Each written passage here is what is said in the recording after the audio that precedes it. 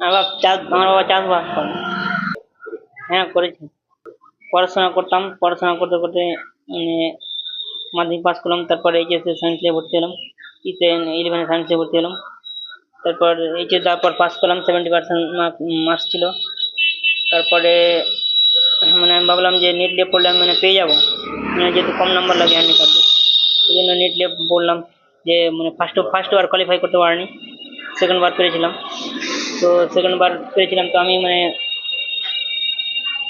ই PG hospital এই rank কত এসেছিল? আমার র্যাঙ্ক মানে 3627। তারপরে কি করলে?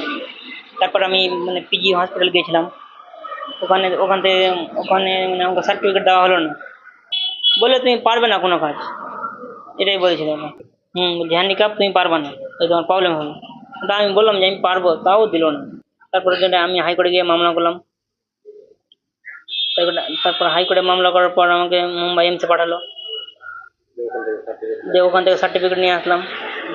ওখান থেকে সার্টিফিকেট নিয়ে আসার পরে রায় দিল যে আমি পারবো হ্যান্ডিক্যাপ মানে এই ডক্টরি পড়তে।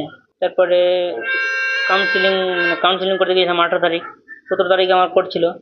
তো মানে ওই মানে তারপরের দিন এবারে কাউন্সিলিং ছিল।